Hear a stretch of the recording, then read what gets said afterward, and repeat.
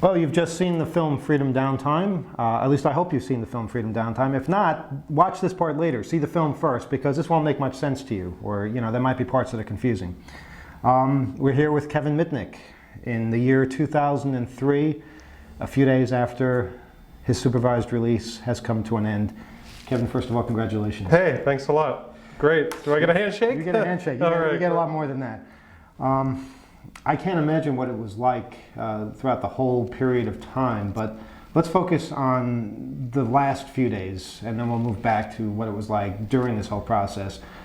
It all came to an end. We're taping this in January of 2003. What were those last few days like? Was it very well? Before it ended, it was actually very nervous time, because my last time before my supervised release expired, the government issued a warrant without apprising me of it about 30 days before my supervised was to end, and I never knew about it until after I was off. And then once I found out 30 days after it expired, then that's when I went underground. So I was always in this nervous time of whether or not I'm truly going to be off, supervised release. Is it really going to come to an end, or is the government going to want to keep me under their thumb? And even today, I'm off supervised release. I called the probation department to ensure that there were no surprises, and it still I feel kind of surreal, like it doesn't, like it's, I figured I'd feel totally different, but I really don't. And it's kind of funny, I called, I'm on a good rapport with my ex-probation officer. He retired around Halloween, and I called him today saying, hey, I got off probation, and he knew, and he congratulated me, but he warned me, he says, be careful of Ken McGuire, who was the FBI agent that was, the case agent in this case, because, he's going to still be looking into you. They're still interested in you. In other words, they're not going to ever let up on me, and to be careful. When you say ex-probation officer, you mean from a previous case or from this No, one? From this case. So who was your probation officer until Well, what happened is my probation officer that supervised me for about 2.5 years retired in Halloween of last year, and then I was appointed a new probation officer for a few months. The guy that was the new appointee, that's not the gentleman that I'm talking about. I'm talking about the guy that was kind of supervising me for 2.5 years. The guy that actually dealt with me from the day I was released for about 2.5 years. Okay. So now... which means that the government is never going to leave me alone. Right. Right. And as is the case with most people, I think, that have been through what you've been through, or something similar. Bernie, yes. They're always going to be keeping an eye on these people, and probably to a lot of us, too. They'll be keeping an eye on us and monitoring our movements and things like that. But now, the last few days, though, what happened to you back in 1992, was it? 93? 92, you mean when I left? Your supervised release was about to come to an end. Well, I was targeted by a man who went by the name of Eric Hines. His real name was Justin Tanner Peterson. And Peterson was a co-defendant of another hacker, Kevin Polson. And Peterson was actually more of, not a hacker, but more of a criminal. He was using credit card numbers, and doing credit card, fraud. And he was busted in Texas. And then in an effort to reduce his sentence, he became an informant in the hopes of getting completely out of the mess he got himself into, or getting a reduced sentence. So the FBI actually had Peterson target me, because this was about 1 year before my supervised release was ending, and the FBI in Los Angeles apparently had told him if he can get Kevin Mitnick, he'd have a real feather in his cap. In other words, if he got me, the big fish, that he would pretty much be, given a very lenient sentence. So this was back in 1992. The first time your supervised release was coming to an end. It was merely days before it was over. And 30 days. They actually issued the warrant on November 6, 92, and expired on December 7th. And what ended up happening is I stayed at my residence until the expiration date last time. And then 2 days later is when the U.S. Marshals came, and Ken McGuire actually showed up. And my mom was actually, since I left, she was packing up some of the stuff that she could use, because I pretty much abandoned anything that I didn't need. And then about I don't know, 21 days, 30 days later, I found out that they had issued a warrant for my arrest. Then I was afraid that I was going to be the example, because they had put me in solitary confinement for about 8 months under the because of the fear that I could start a nuclear war by whistling into a payphone. Oh. So I was afraid. And so I I made my best efforts at staying trying to evade the FBI. Why not stay and fight the charges? Oh, because I would have been fighting them from solitary confinement, and I didn't. And I figured because of the hyperbole, pretty much, which I believe is attributable to one man, John Markoff of the New York Times, because of the hyperbole and sensationalism he created because he wanted to write the Kevin Mitnick book. I was afraid that the government, just as they did last time, that they were going to sensationalize my case and claim that I had done things that not only did I not do, but that were really impossible, and create this whole fear. And thank God it's not happening today, because with this, in this post 9/11 world with Al Qaeda, they would have surely made me into an Al Qaeda terrorist, and because they wanted to play it up. I pretty much, even though I did wrong and I deserved to be punished, that wasn't my argument, but the punishment didn't fit the crime. My civil liberties were disregarded, and I kind of won the scapegoat sweepstakes. Well, let's go back to the solitary confinement and John Markoff.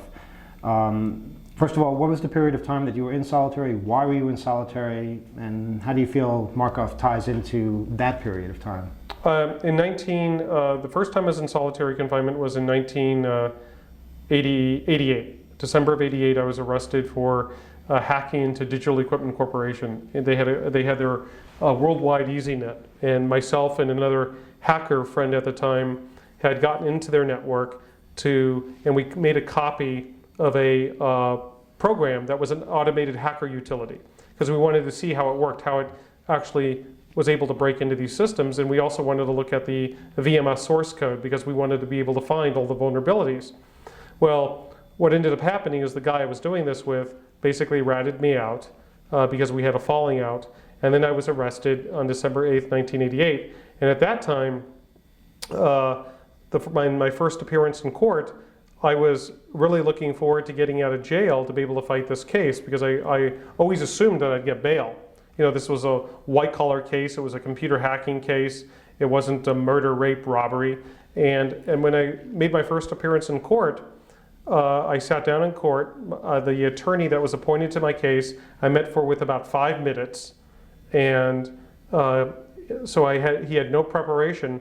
And as soon as we go into court, the federal prosecutor says, "Your Honor, not only do we have to detain Mr. Mitnick because he's a grave danger to the security of the United States of America, but we have to ensure that we keep him away from the phone, because if he gets access to a telephone while in custody, even to the prisoners' payphones, that he can somehow start a nuclear war."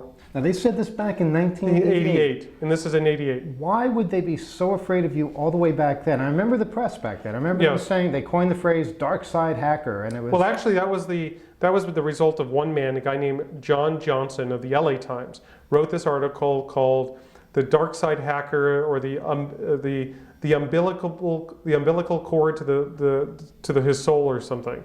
It was this featured article about me that before John Markoff spread the myth about hacking into NORAD and doing all these things I hadn't done, and really made me into this public enemy number one. And at that time, I had no dealings with Markoff. That didn't happen until after I was released on that case. Mm-hmm. So John Johnson, the reporter from the LA Times, is he the one who coined the phrase "dark side hacker"? Is he the one that made? Yeah, I believe so. I believe he is the one, to the best of my knowledge, is the one that at first called me the dark side hacker.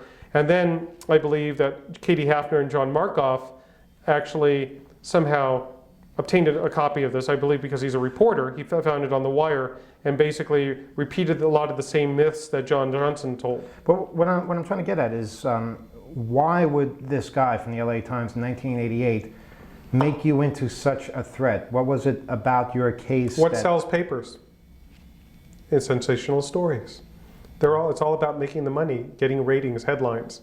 And what this reporter had done is he wanted to write a sensational story. So he basically took the Kevin Mitnick case, labeled me this dark side hacker, had said things, just as John Markoff had done, that I hacked into NORAD, I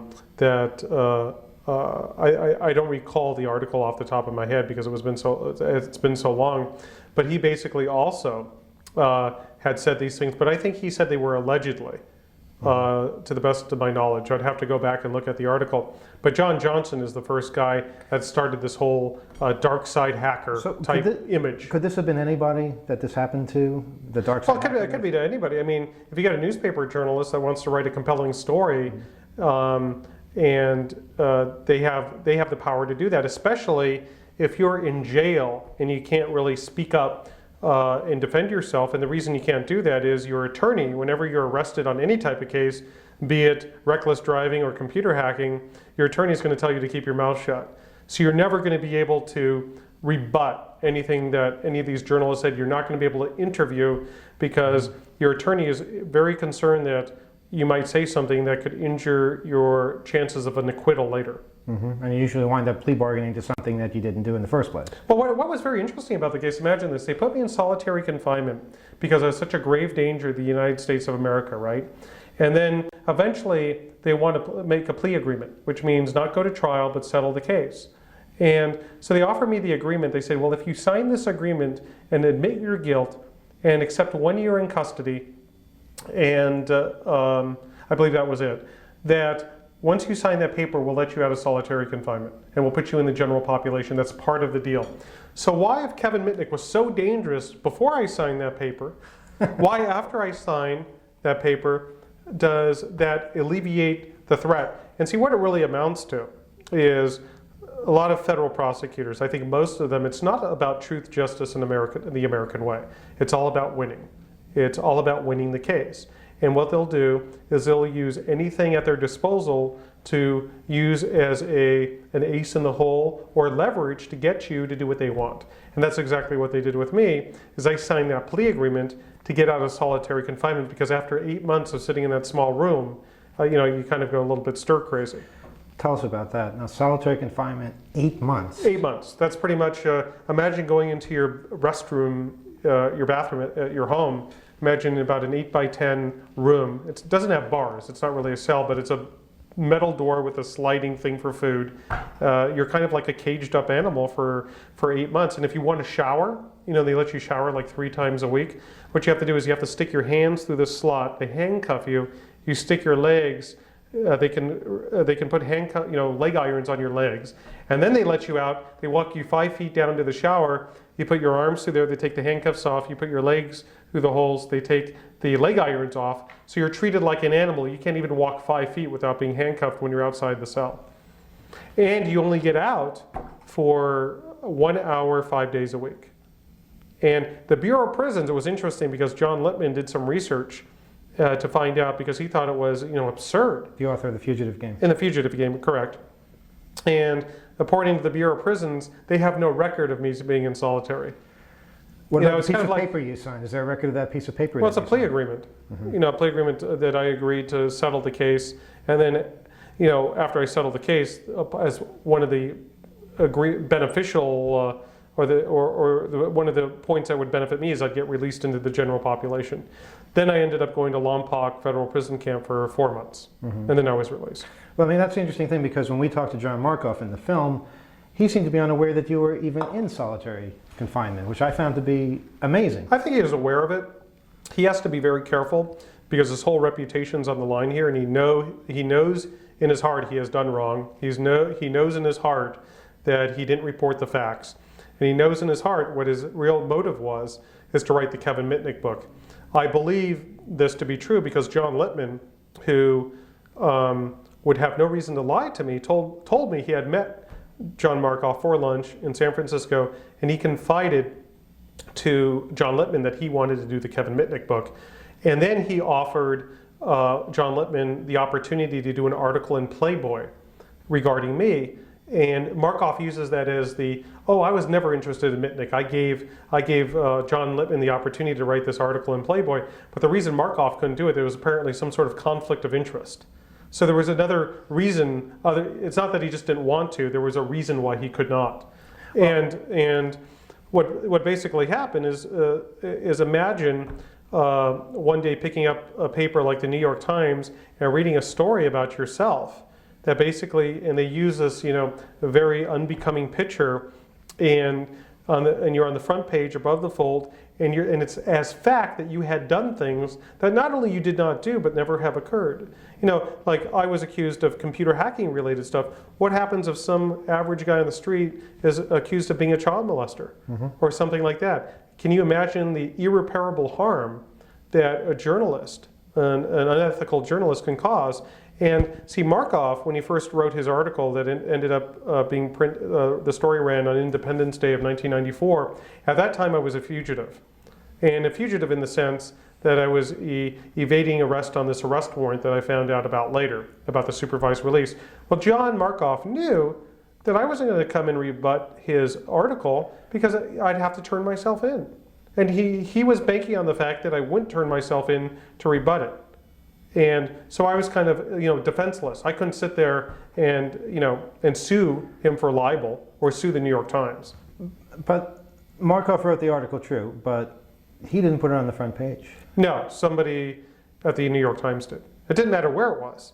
What mattered is being on the front page does make a big difference, especially about the fold and everybody can see your picture.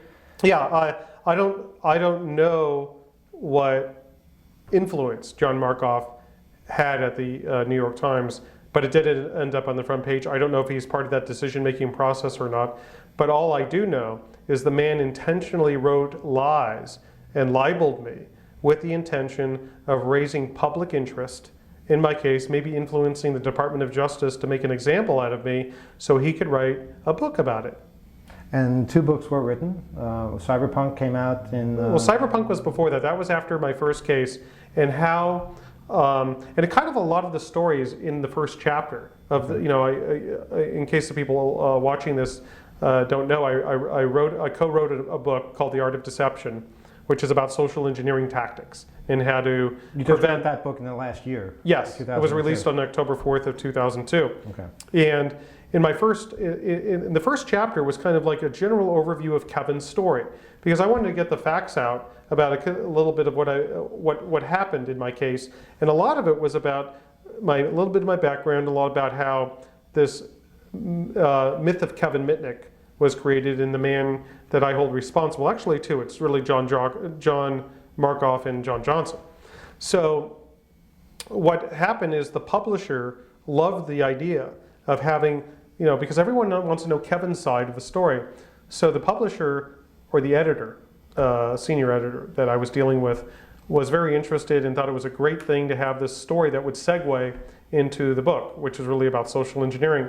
Then at the last moment, before they're going to print, I get a call from John Wiley & Sons telling me that they're not going to include that chapter. Well, first of all, they called me saying they wanted to rewrite the chapter and and edit it. So they sent me an edited piece, and it didn't reflect my voice at all. Nothing, all the atrocious things that had happened to me and the injustices were basically removed from the chapter. I said, no way. I said, if it's either all or nothing. So what they did is, despite my request, they just they basically edited my first chapter and called and they labeled it the preface, and didn't include, really what I wanted to express. What happened is John Wiley & Sons released about 300 to 400 galley copies of the book, to their book buyers, to the media, as part of their publicity campaign. And what ended up is they actually had in that first galley the first chapter. And what happened recently, I was contacted by you, as a matter of fact, because you got an email that somehow ended up on Yahoo somewhere. And now, fortunately, my voice or my side of the story has pretty much been published, but only in certain areas on the World Wide Web. So, what kind of reaction did you get when the story did break? Well, I don't know if the average person on the street that is aware of my case actually read it, but for the people that did, which is a lot of been fans and supporters and people that have been following this case, it was a very positive response, and I'm glad that it got out. I couldn't have any part of it, because I wrote that work for Wiley, but I'm actually glad that the word got out. I'm very disappointed that it couldn't have ended up in the actual book itself, because it was important for me to express my side of the story, and it was very general, though. That's where I got my first look at it, was on the internet, and by seeing what you had to say. I admit it didn't really fit in with the rest of the book in the way that you telling stories about social engineering and how to protect your company, but I think it was very important to hear what you had to say. And yeah, I can understand why certain people would be very upset seeing you accusing them of things, but for God's sake, for the last 8 years, you know, you've been prevented from speaking, from doing lots of things. And obviously you have a side. In fact, to this day, you're still not really allowed to tell your story. Is that right? Well, I'm allowed to tell it. I just can't profit from it. As part of the agreement I had to sign to get out of jail, or I've had to go through a trial, then the government. That's a whole other story. I was basically told if I make the government prove their case, what they're going to do is take me to another federal jurisdiction and indict me, and put me through a revolving door of trials. So I'm ended up, spending time in custody for as long as they want, or I signed the agreement. And as part of that agreement, I had to sign what they call an assignment agreement for a period of 7 years after I'm off probation or supervised release, basically saying I can't profit off telling, writing an autobiography, doing a newspaper article, magazine article, motion picture, movie of the week, or any commercial venture involving the Kevin Mitnick story. So basically what the government's doing is they're chilling my free speech by disadvantaging me from being able to profit off the time and energy it would take to get this out into a book or into a movie format. I remember back in 1995, I believe it was David Schindler who said what you said here, that he would take you to virtually every jurisdiction and charge you for the rest of your life. Exactly. And was that part of that particular threat, that if you didn't agree to this particular thing? Well, I'd agreed to the whole thing, and this was part of the package. I agreed to this assignment agreement. Kevin Poulsen actually they wanted it for life, but I negotiated it down to 7 years, which actually ended up being 10, because it was after my supervised release expires is when the 7-year timer starts. Kevin Poulsen can't do it for life. And what their argument is, well, we can't have criminals profiting from their crime. But I don't look at it like that, because I think our United States Constitution, what's the First Amendment? Freedom of assembly, freedom of press, freedom of speech. The First Amendment should trump everything else. And what they're doing is they're weighing a public policy. They don't want people that have committed a crime to somehow profit indirectly from that.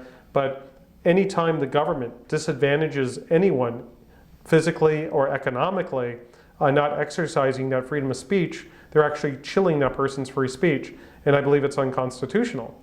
So I am actually going to try to find an attorney to examine these issues. I'd like to go to the EFF, but they've never been any help to me. I doubt they would even look into the matter.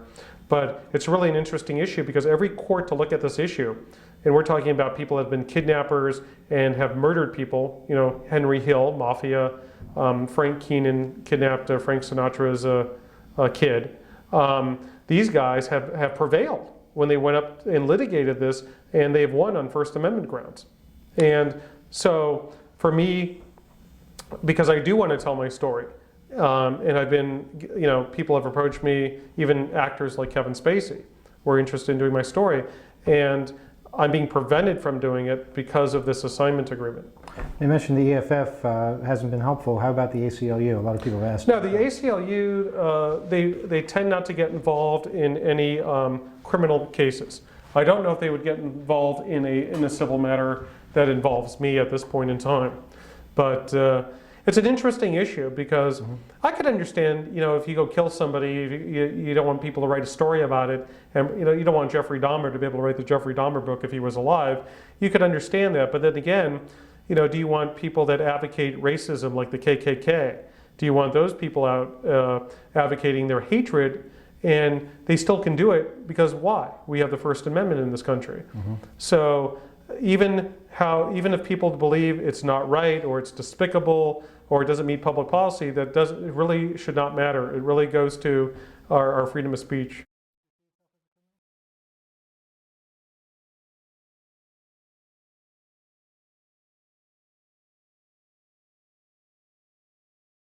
Do you see yourself as a criminal? In the definition of the legal definition, yes, because there's a law and I broke it. Okay, the crimes that we're charged with, that I pled to, I believe I committed some of them, but I didn't commit others. And the ones that I don't believe I'm guilty of is computer fraud and wire fraud. But I do believe I'm guilty for possessing access devices and intercepting electronic communications. And if you're interested in that theory, I can go into it. But I don't believe, like, in a true, in a legal sense, yes. If you commit a crime, you're a criminal. So, like, if there's a law against running red lights, that you have to stop at a red light, and you run through that red light, you also broke the law. So, if running through the red light is defined as a crime, you're a criminal, right? So, do I believe that the type of criminal I am is analogous to a rapist, murderer, robber, terrorist? No, I think there's degrees but those of were the criminality. people you were locked up with. Yeah, those kind of people. I believe there are degrees of criminality from something that's very trivial to something that's very serious. And what the government did in my case, in the Kevin Mitnick case, is they treated me as if I was an industrial spy. I was punished based on causing millions of dollars of loss that were never caused. What the government did, and it gets a little bit technical, but I'll be happy to explain it to you, is if you're convicted of a fraud or theft-related offense, right? They have a thing called the Federal Sentencing Guidelines. It's like this grid, and you look at the person's criminal history, and you look at their offense, and you come up with a number of months they serve in prison. Well, under the sentencing guidelines, when you commit a fraud or a theft, the biggest part of your sentence is based on the loss to the victim. Well, if I steal this Red Bull can from you, you no longer have it. So your loss is, a couple bucks. I've got right? my own, yes, but... You have your own, that's good. But when the underlying property, in this case, was information, it was source code, because I wanted to look at the source code to spot vulnerabilities that would make me better at being able to circumvent security. When you take a copy of that, do you deprive the owner I'm sorry, let me go back. How the theft and fraud guidelines work is you're punished based on the value of the property taken, damaged, or destroyed. As if you took the only copy. Right. So the value of this can of Red Bull is maybe a couple bucks. Now, in the case that I made a copy of source code so I could look at it, moved it over to USC or moved it over to university so I could examine it with the least likelihood of being detected, is the prosecutors use the theory as if in a regular tangible theft case that the loss to the victims were the value of the source code. So they simply called up the victims or wrote them a letter and said, provide us a letter that summarizes the value of the source code. So all these companies provided their R&D investments. So you had Sun Microsystems saying, well, we wrote Solaris, it cost us over $80 million to develop. Nokia, with their cell phone, cost them over $131 million to develop the Nokia phone.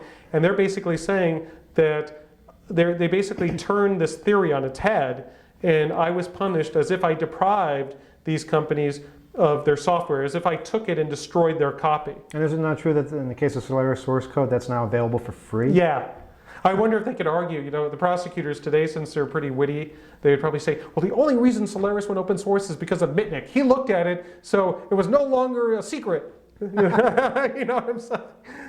That's probably the position they would take. But and the whole idea with the theft and fraud, the wire fraud and computer fraud, I had to plead guilty to wire fraud and computer fraud. And to be convicted of a fraud, the Supreme Court has ruled there has to be a deprivation of money or property. And let's go back into this tangible, non-tangible thing. If I take this can from you, you no longer have it. It's tangible. I take it, you no longer have it. When it comes to information, like software or source code, if I look at it, or if I make a copy of it, the question is, did I deprive you of it? Surely I breached the confidentiality and I snooped on something that I wasn't supposed to look at. And there was one case, because I used to do all this legal research when I was in jail, this one case involving a guy named Richard Sabinski. He was an IRS agent on the East Coast. And what he did is he used IRS computers to get people's tax return information. And he was caught, I guess because they audit. And he went to trial. He was basically charged with wire fraud and computer fraud, the same statutes that I was charged with. And he was convicted, and he was sentenced to 6 months in prison, okay, a lot less than 5 years. And then he appealed it, basically saying, using the argument, by looking at this information and by making a copy of it, I didn't deprive anybody of the value. I didn't deprive them of this property. So he took it all the way up to the appellate court. So it's the first court in U.S. history to look at the issue, what line do you have to cross before there's a deprivation of their property interest in the information? And the court had ruled that the government would have to prove beyond a reasonable doubt that the person who looked at the information would have had the intent to use it or disclose it to the detriment of the owner. And in my case, the government never alleged, and they fully were aware that I wasn't intending to use or disclose that information. And that's what I wanted to go to trial on. Saying, yeah, I got in, I looked at the information, but I had no malicious intent to use it or disclose it, so hence I'm not guilty of fraud, because I didn't deprive Motorola, Nokia, Fujitsu, NEC of their property interest. Yes, I trespassed and I snooped, but it didn't amount to fraud. And the government had told my attorney, if I take them to test on their case, they're just going to move me through jurisdiction to jurisdiction to jurisdiction. So that's why I really believe that under federal law, I wasn't guilty of fraud, but of other federal crimes. Do you think you would have won a trial, though, had you taken it to trial? Not in the federal district court, because this judge hated me. This judge I had dealt with on my first case. She really bought into the myth of Kevin Mitnick that I could, give Mitnick duct tape and a 9-volt battery, and he could cause a nuclear strike. I believe I would have had a good chance in the appellate court, but this was another scary thing. Is anytime you go to the appellate court, you're rolling the dice. What happens is you draw 3 judges, as you're well aware, DCSS, right? And those 3 judges might not necessarily agree with the 3 judges in the First Circuit, where Sabinski was. And then if they disagree, then certainly what would have happened if I took it to trial and lost, this judge would have hammered me and maybe give me 15 or 20 years to make me the biggest example in the world. And then I would have been praying that these 3 judges agree with this other federal appellate court, and if they didn't, I would have been screwed. So I didn't take the chance. I basically signed and got out. You've learned so much about the justice system since 1988. Yeah. What surprises you the most about it? I mean, is it disillusioning to know that as much as you do? It's all about who's winning. That's what the game is. Mm-hmm. You have 2 attorneys. You have a defense attorney and prosecutor. The prosecutors have all the resources because they have unlimited budget. So it's all about money then? It's all about money. It's all about who has the money. It's not about justice. It's about economics, and it's about winning at all costs. That's what the federal justice system is about. But then again, it's not been my argument. It hasn't been my argument that I didn't do anything wrong and I didn't deserve to be punished. My argument was what I really did was trivial in a sense. I caused some loss, nowhere near the losses the government has accused me of. And it certainly didn't give the federal judiciary or the federal prosecutors the right to disregard my constitutional rights. I sat in prison for 4 long years awaiting trial. Okay, I'm not presumed to be an innocent man sitting in prison for 4.5 years. I'm the only one in U.S. history that was held without a bail hearing.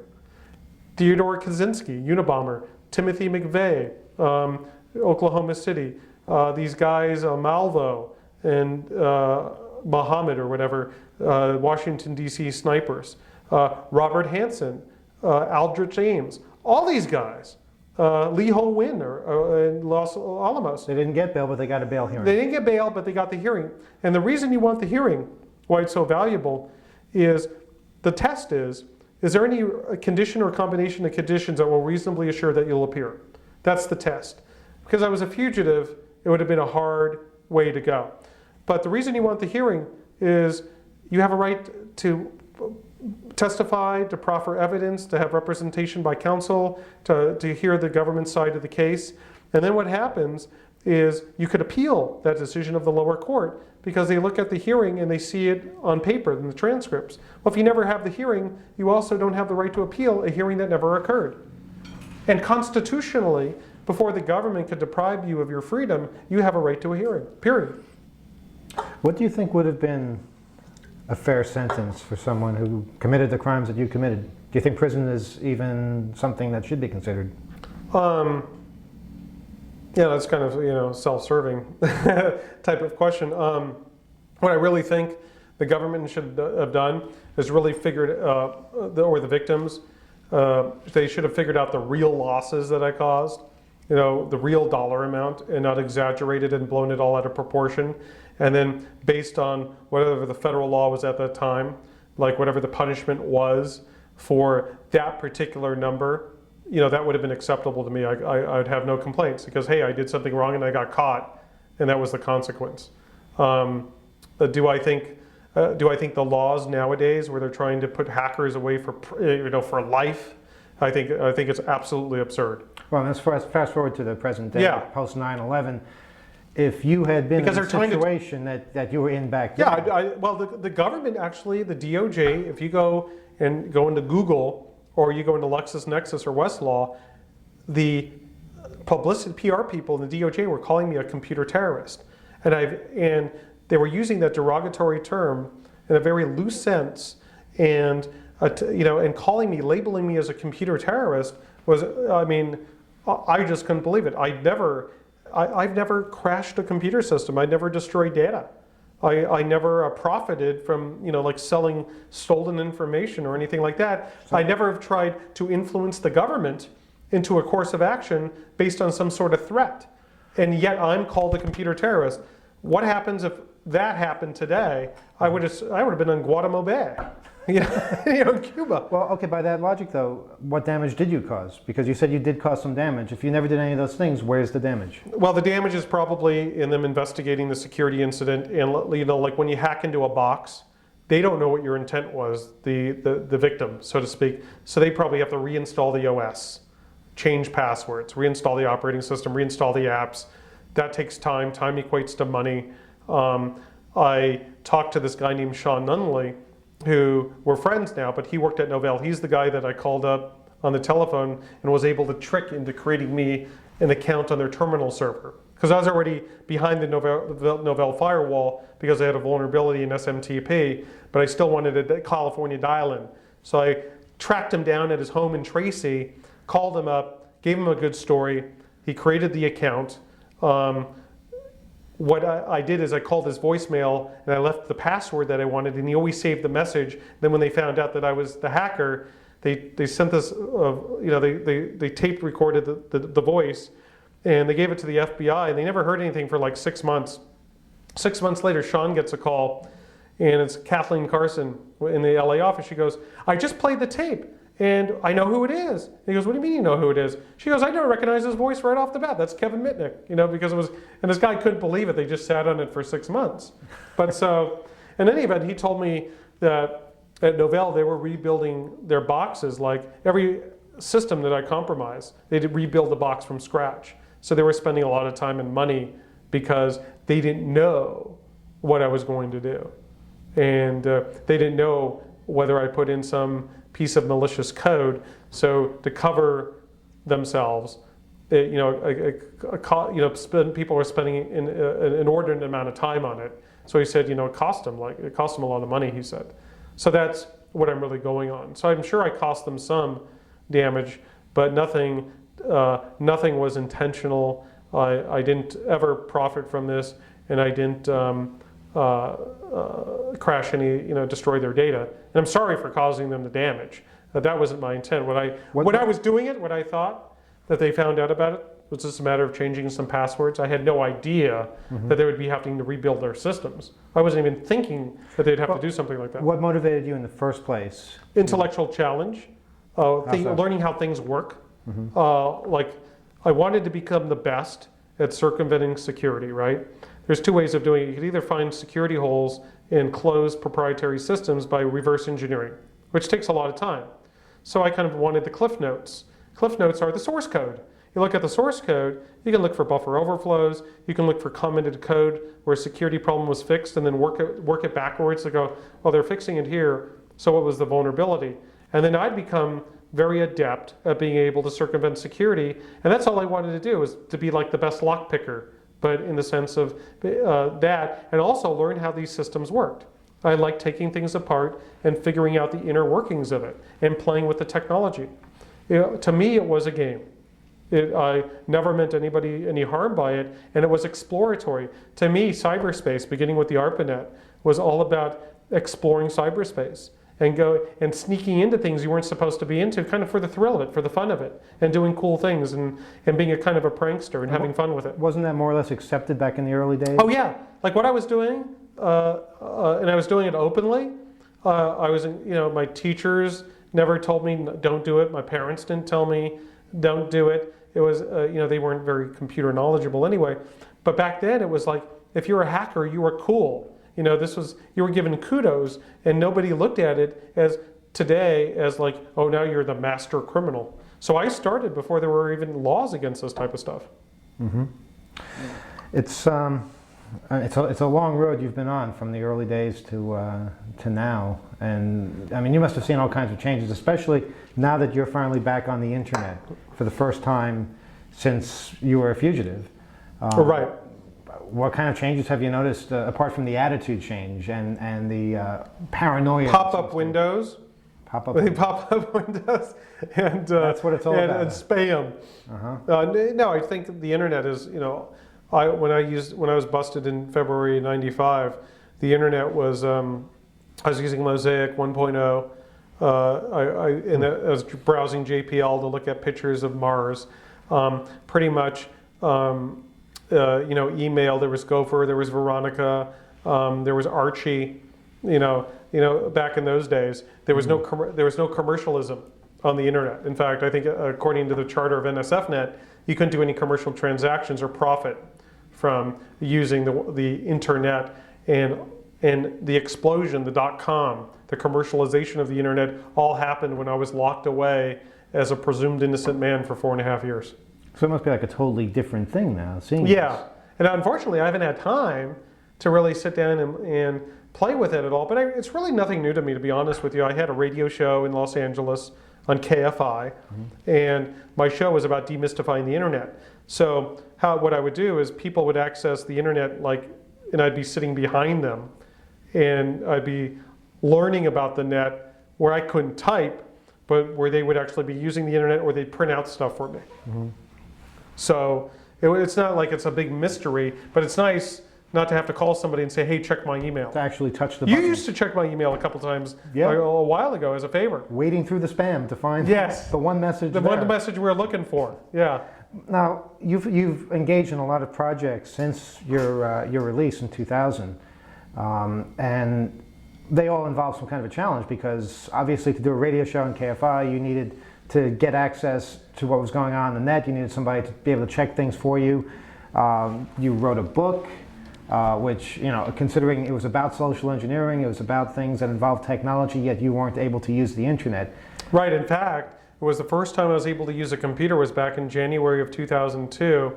I was going to ask the probation officer for not a laptop, but for a word processor, right? So I can work on writing the book with my co-author. Because I also have to be, what am I going to do it on a yellow pad?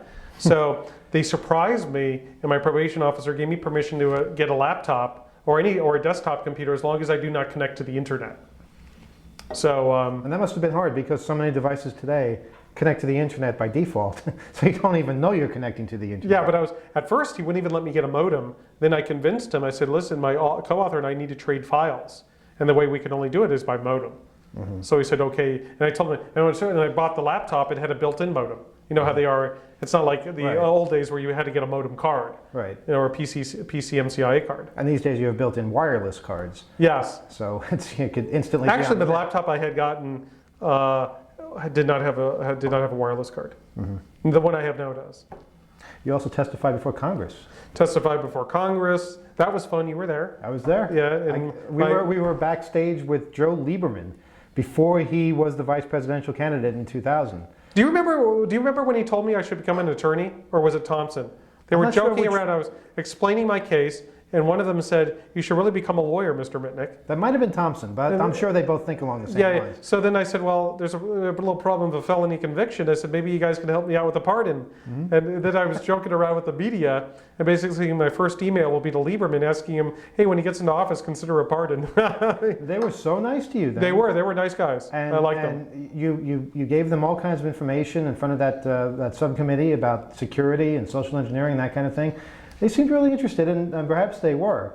But that doesn't seem to translate in today's legislation and the way people are being prosecuted and the overall paranoid feeling that you get in society. To the government, I'm still, I'm still hated and discriminated against, And I mean, even recently, I went to join this group called the ISSA, which is the Information Security Systems Association. I think that's the name of it. And I went to a couple meetings and I filled in. And then on the second meeting, one of the guys confided in me there that actually is part of their group that they're going to try to ask me to leave, that I should sign up to become a member. So I signed up online the day my probation expired. And they actually sent me an email granting me membership and giving me a password to the website. So now they're trying to manipulate the situation, claiming, well, they never did enroll me. It was a mistake, and the system did it, automated. But it doesn't do it automated in 48 hours. I remember you running into a similar situation.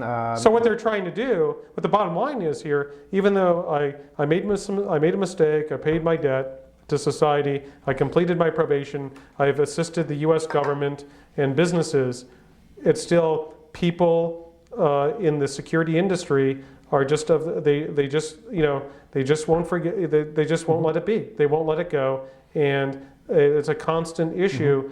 I mean, one of these guys confided me, there's people here that hate you, and I'm being discriminated against, and it's like an uphill battle still. Because I'm dealing with these guys in suits that hacked when they were in the universities and hacked when they were in high school, but now they have to, turn their image around like, hey, I don't condone this type of stuff. If you've done this before, you're the evilest person on earth. I mean, I look at guys like, I don't want to mention his name, one guy that runs the most successful information security company that started it. Okay. And it's on the stock. It's on. I believe it's being traded. It's the only public one. People can find out on their own. Right. I used to trade vulnerabilities with this guy back, in the mid '80s, early '90s. So, and to this day, the guy doesn't hire hackers at his company, right? See, it's all about image. It's all. To sum it up, it's all bullshit. But the same thing happened to you years ago. I think a digital conference. Oh yeah, where they banned me from going to DECUS. And what happened then? Basically, I signed up for the conference. My company that I was working for sent me there, and they realized I was there, and the powers to be tracked me down, and they actually booted me out from that conference.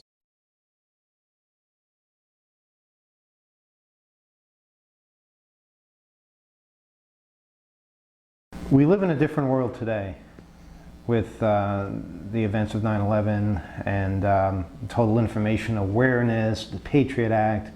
What is it that frightens you the most about all this? Well, I love a bumper sticker that I recently saw. It said something to the effect is, I love my country, but it's the government I'm afraid of. And that kind of is my sentiment exactly. I think in this post 9/11 world that our government, the people in the DOJ, are really exploiting this tragedy to get more power, under the pretense that it's to fight terrorism.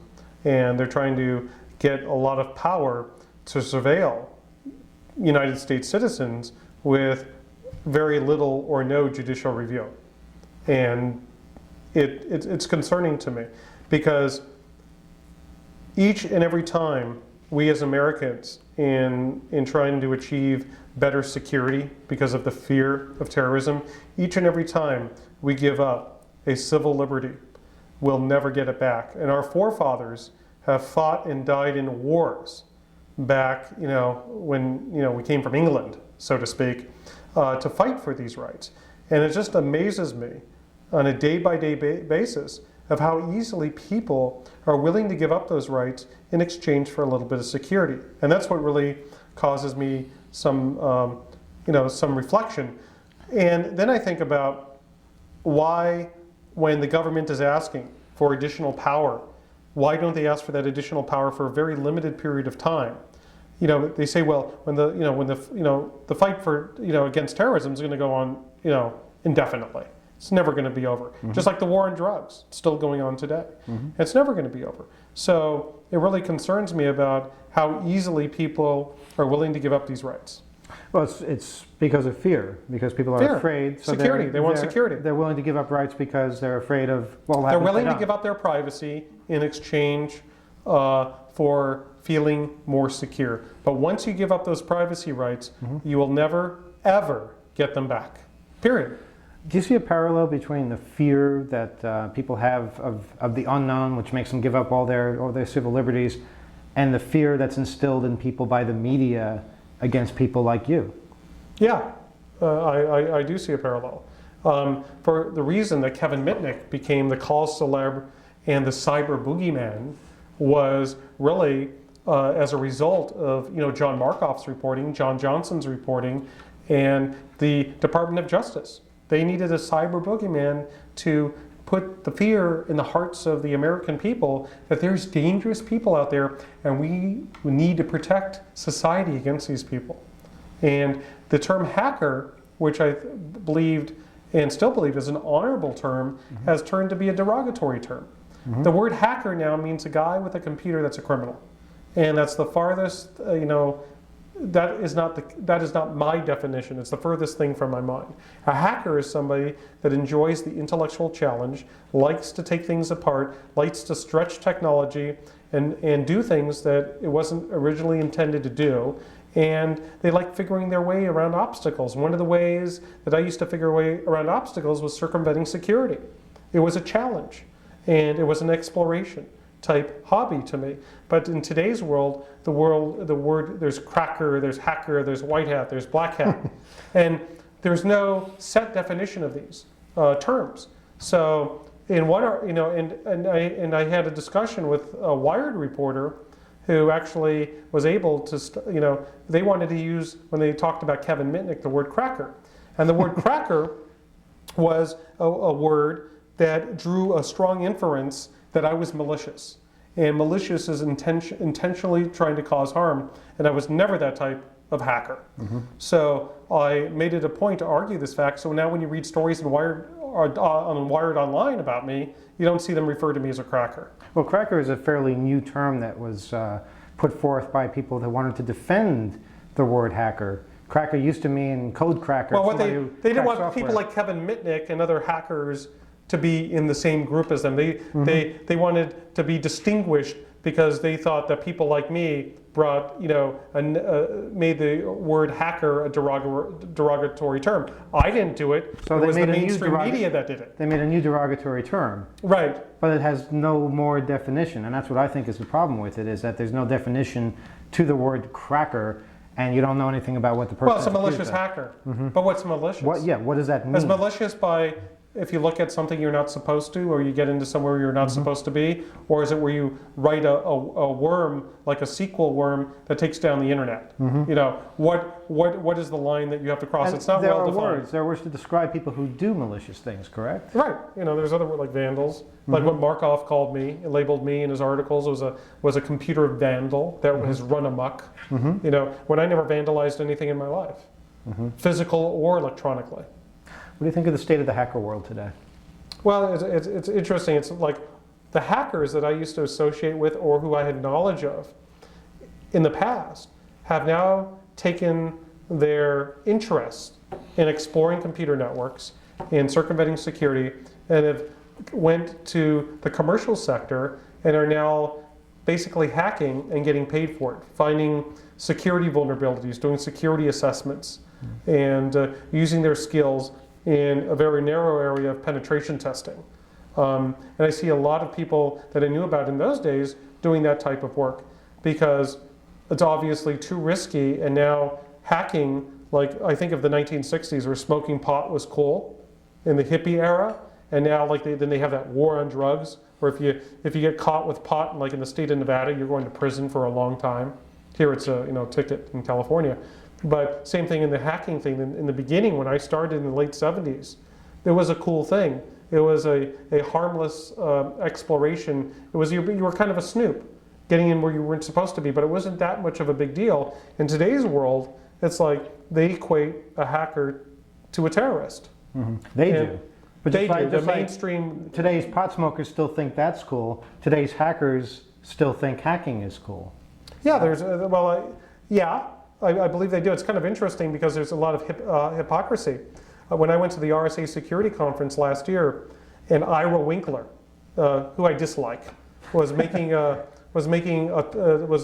talk, and he brought me up as the example. So I stood up. I said, "Hey, don't talk about me." You know, Did he know you were in the audience? No, he didn't know I was there, right? So I must have shocked him a little bit. And so then he tried to engage me to comment, and I didn't want anything to do with him. He wrote a book, and his first chapter was just dissing me when I never even spoke to the man. You know, so I don't like anyone that makes judgment calls with just one side of the story, right? So Winkler, forgot what the point I was going to make now. Well, we're talking about the hacker world. Oh in yeah. general.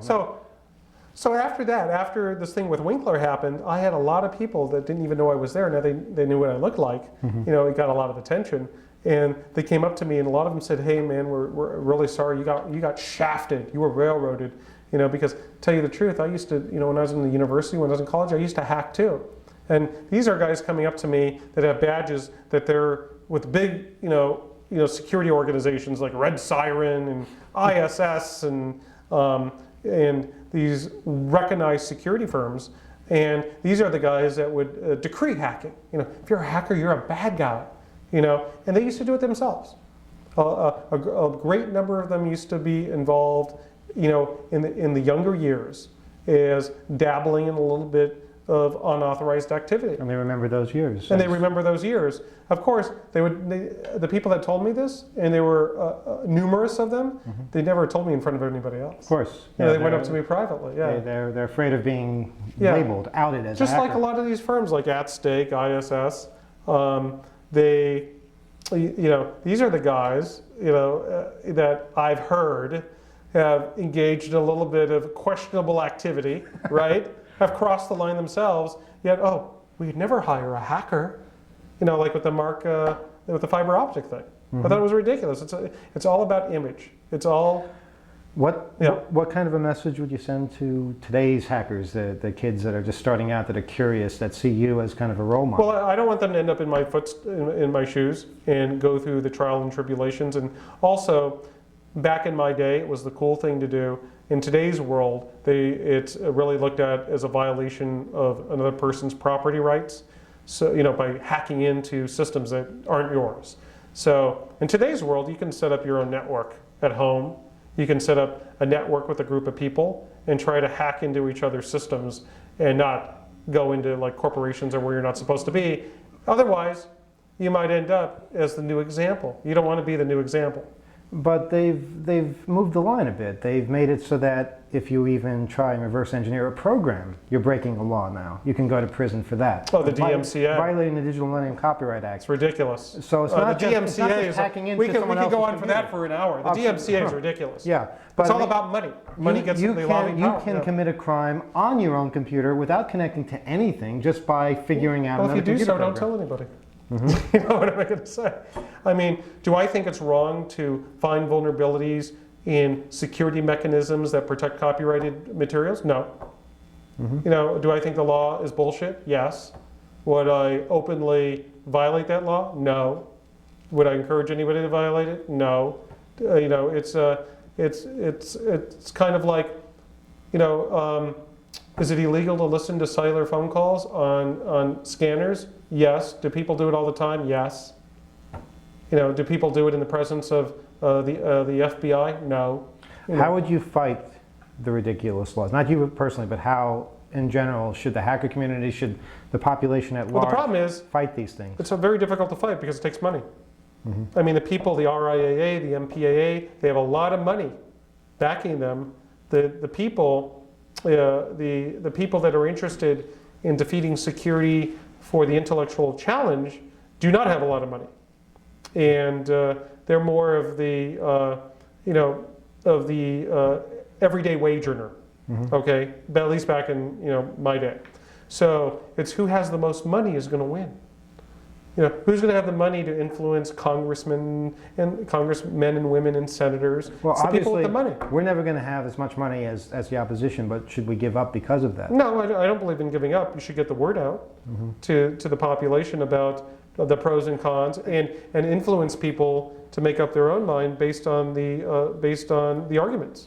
That's one thing that I think we can look to the Free Kevin movement as getting the word out. Yeah, I thought it was amazing how the word spread, how everybody was saying Free Kevin, and I think that kind of added to future movements such as the Free Dimitri movement and various other I things. actually picketed for Dimitri down here in Santa Monica. It's funny, my girlfriend and I were in Las Vegas, and on her Jeep Cherokee, she has a Free Kevin bumper sticker, and we're driving in Vegas. This is about a week or two ago, and then someone shouts out, "He's already free!" Out of the car. It's kind of cool because you never figure that people are really going to know. Yeah. Because a lot of people stop my grandmother. They go, "Who's Kevin?" And so many people do know. So many people have found out. People you wouldn't expect. Right. Gas station attendants and people's fathers-in-law. And I owe a lot of gratitude, to you personally and to the members of 2600 for getting the word out. Because if people didn't speak their mind to their opinion of what was happening to me and about my civil rights being disregarded, about the media and about the federal prosecutors, creating a character of Kevin Mitnick, of something that I never really could do, like break into NORAD or start a nuclear war, is they would have basically been able to pull the wool over everybody's eyes, and who knows, I might not even be here today talking to you. I might have been the computer terrorist, or Miramax, when they were making that atrocious movie that was going to cast me in this light as the Hannibal Lecter of computers, when it was simply a fabricated script loosely based on Markov's writings. And here we are 5 years later. That film still has not seen the light of day in this country. It's out in Europe, but I don't think it's ever going to. And I get email all the time saying, "I love the film. You were great." And are you sure they're not talking about this film? No, they're talking about Takedown, right? They're talking about Takedown, and it's not true. It's not the true story. And they're like they're now a fan because they saw this movie that doesn't depict the real Kevin Mitnick. Do you get any mail about Freedom Downtime? No, it's all about, they call it Cybertrack but don't forget, I haven't been using email for that long. That's true. What's the date, the 25th, so we're talking about 4 whole days? Yeah. But what did you think of Freedom Downtime? Oh, I thought it was great. Yeah. Anything that we got wrong, anything that needs to be expanded upon? Well, no, I think it's always good to get information. I thought it could have been just a tad bit shorter.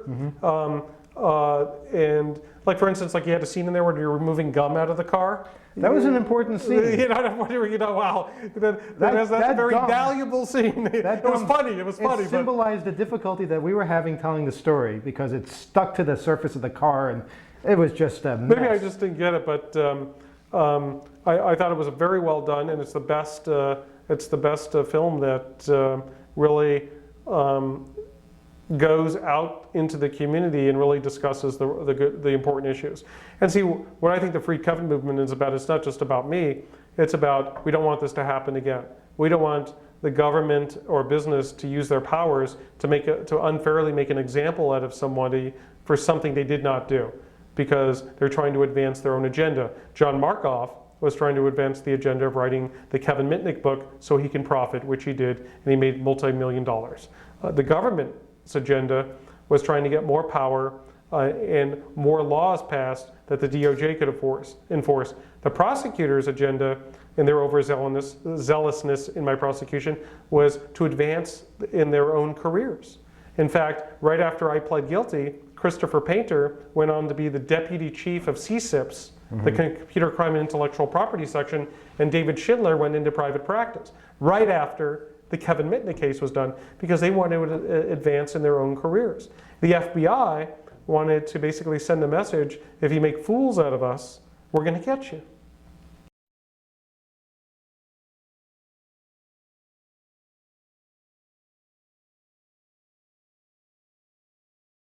One thing a lot of people ask about with regards to the film Freedom Downtime is what was going on inside the prison when we were filming you from the mobile station across the street. Now, you've told me this story of what was actually happening inside while you were banging on the window. Well, at first, the guards, didn't know anything. But out the window, I can see you guys, and there was a can of like hair gel, like like a little tub can, and to signal you so you know what window I'm at, because I know it's very difficult to see up from there. I'd bang on the little tiny window. The window was yay big, like it was a slit of glass. You can't even. It was about the size of this. Yeah. And it's really not comfortable to look out or look in. So I was banging on the thing to get your attention, and I was surprised that you could actually hear it so loudly, because when I saw Freedom Downtime, I could hear it, which was amazing.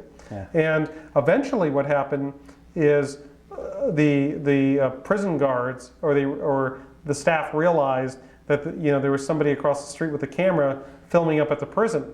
So then they figured out somehow that it had something to do with me. So as I was signaling to you and waving, and then I just had an intuition at a certain time to go down to where the guard was and just chat with him, and that way he sees I'm right there, so I couldn't have been anywhere else. So coincidentally, within 30 seconds of, within about 5 minutes of chatting, he gets a phone call, and he's talking, he goes, no, he's right here in front of me.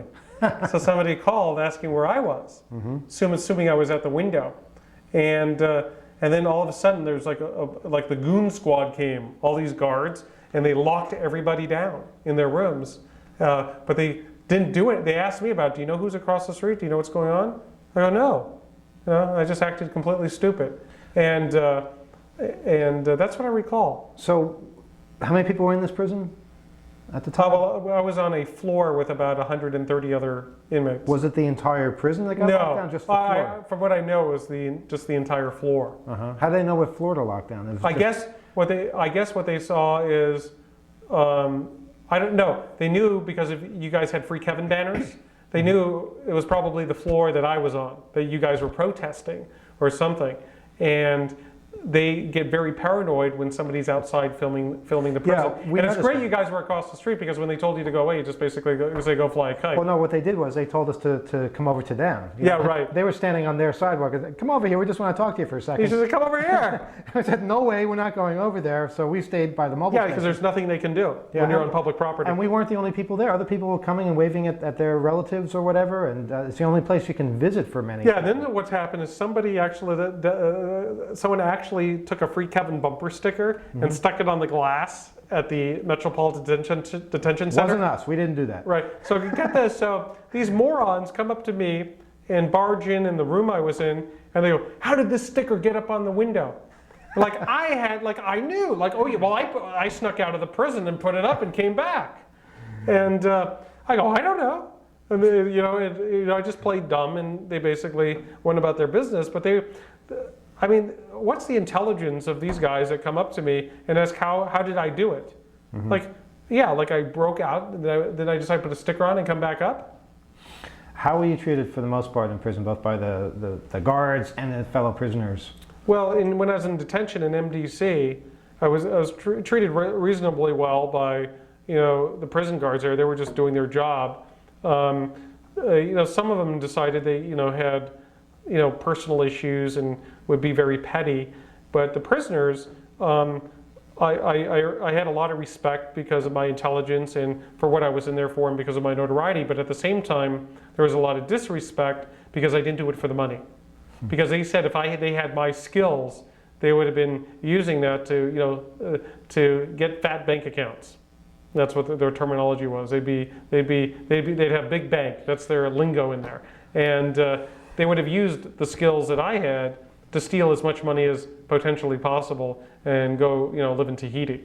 So from both sides, you lose. People either think that you're doing something of a terroristic nature and you should be locked up for the maximum amount of time, or they don't respect you because you didn't. Now imagine if I wanted to really hurt this country when I was in prison, to teach these guys the skills and to give them the tools, especially in today's world where hacker tools are, just simply going to the right website. People who you ordinarily would never associate with. Right, ordinarily would never associate with. If I had wanted to, which I never had done, I could have given them the intelligence and the know-how, and they could have used those skills, and they certainly would have been ripping off everybody left and right. Do you really think you could have taught people in that prison to hack on a level that you're? I could have given them. Yeah, there's a lot of intelligent people there. Yeah, I mean, I don't say at the same level, but at least where they can start and how the vulnerabilities that are out there in some of the systems. I certainly could have given them information, but I never had a desire to. Did they ever pressure you to do this? Well, I was approached by a Colombian drug lord that offered me $5 million cash, no questions asked, if I could somehow get him released once I was released from custody. And I had a Nigerian guy who was part of a Nigerian credit card fraud ring that said if I were to give him 100,000 credit cards, he'd give me $1 million cash. Of course, I would never, my motive and purpose behind hacking was never to steal. And I consider that like outright theft. And that wasn't what Kevin Mitnick was about. So, of course, I never took any of these guys up on their offers.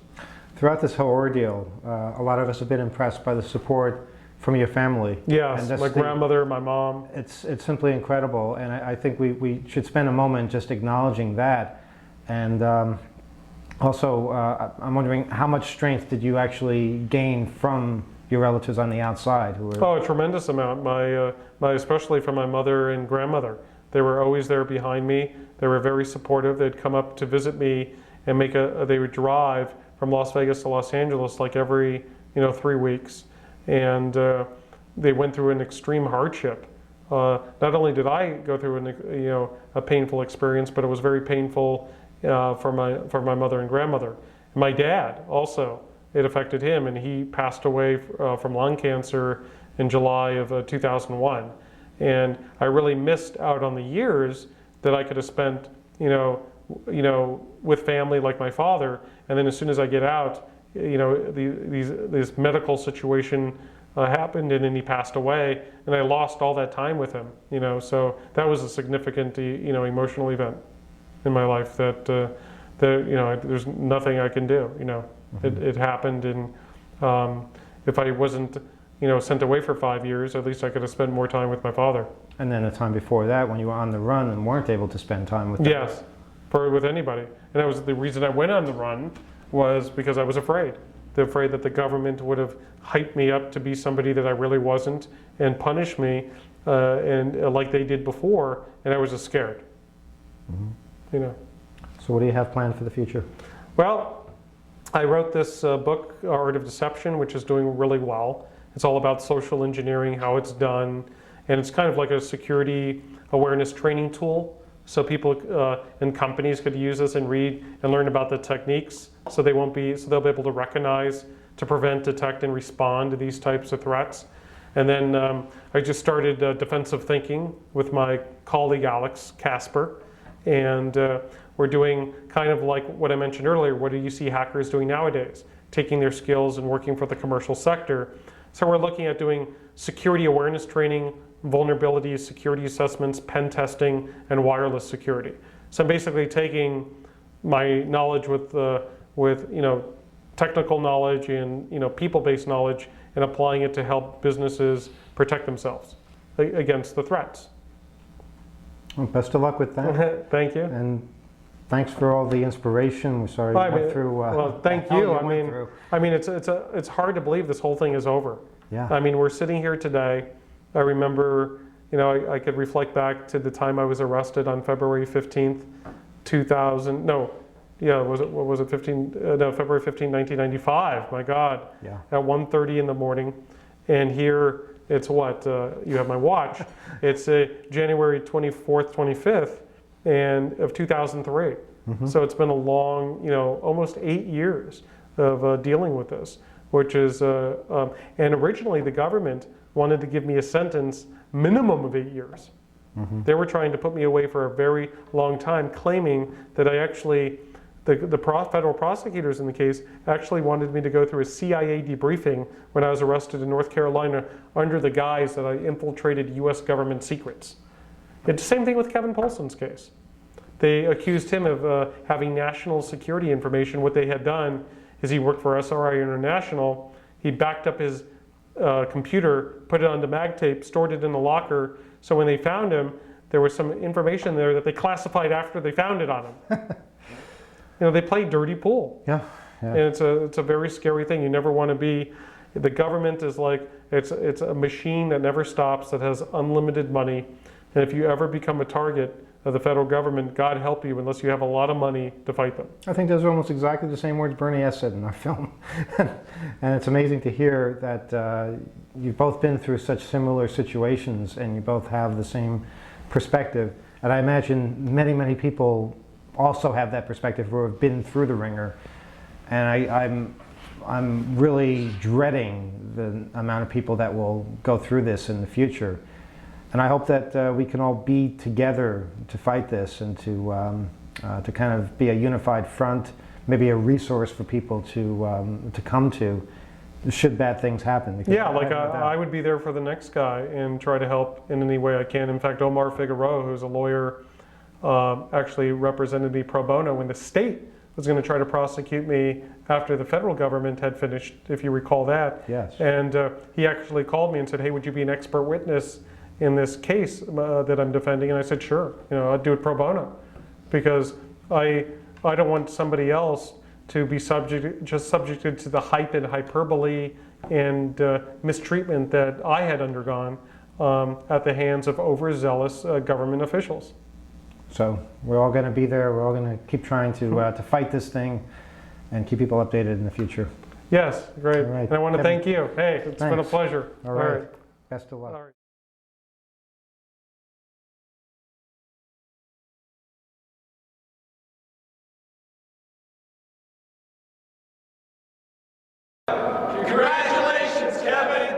Congratulations, Kevin! Congratulations, Kevin. Congratulations, Kevin. Congratulations, Kevin. Congratulations, Kevin. Congratulations, Kevin. Congratulations, Kevin. Say congratulations, Kevin. Congratulations, Kevin. Welcome back to the internet. I have a porn site. See me there. Congratulations, Kevin. Congratulations, Kevin. Congratulations, Kevin. I'll be hiding these now. Congratulations, Kevin. Congratulations, Kevin. Hey, Kevin, congratulations from your friends and family in Wisconsin. Congratulations, Kevin. Hey, congratulations, Kevin!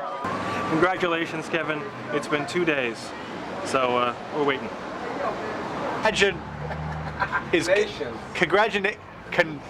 Does it have a T or a D, congratulations? It sounds like congrat. People say congrat, but you say congratulations like a D. It doesn't always sound like a D, congratulations. It's a G even. How do you say it? Say it.